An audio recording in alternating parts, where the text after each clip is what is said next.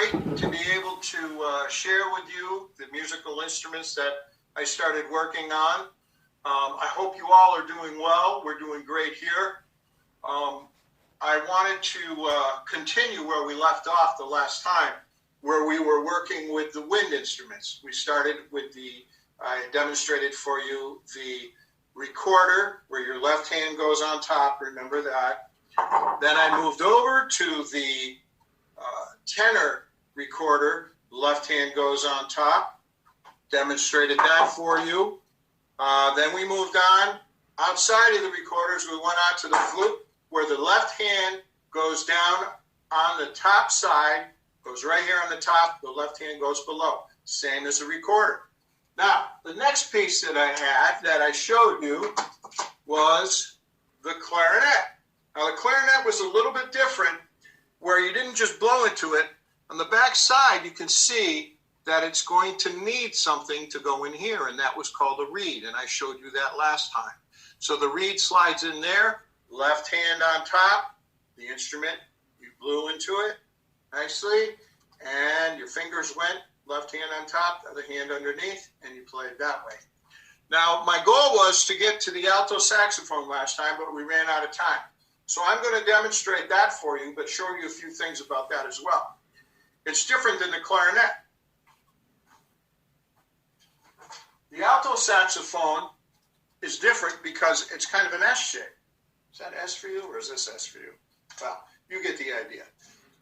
It's a little bit heavier than the clarinet, so you kind of need to have a strap to go around your neck so that you can hold it. It's not terribly heavy, but it's heavy enough that it would become a burdensome if you kept, very burdensome if you kept trying to hold it and play at the same time. Like the clarinet, it has a reed. There's that reed that I had already attached. So when you play, guess where your left hand goes? Oh, how about that? Right up on top, right there on the left, just like the clarinet. Left hand on the top.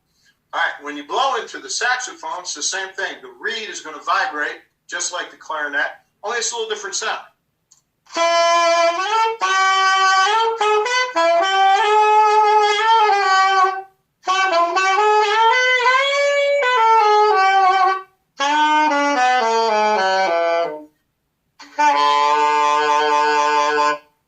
And that's the lowest note, well, almost the lowest note I can get anyway on the alto saxophone.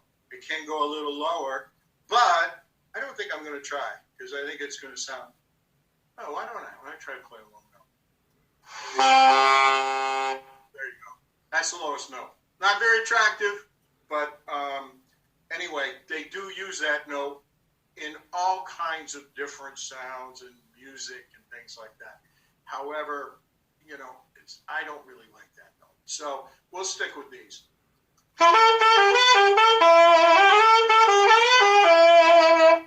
Alto saxophone, left hand on top.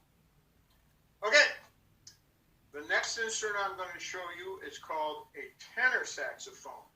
Now you see how big this is. Again, the alto saxophone, but when I hold up, if I can, hold up this tenor saxophone, you can see how much bigger it is compared to this guy. It's almost, oh boy, almost twice the size. That's pretty big. I will show you on the back, on the mouthpiece, there's that reed. This is also a reed instrument. So when I put this bad boy on, and again, the strap it's very heavy, and again, left hand's on top. Okay, so this is going to be a little deeper sound, lower sound, but I'll start right here. You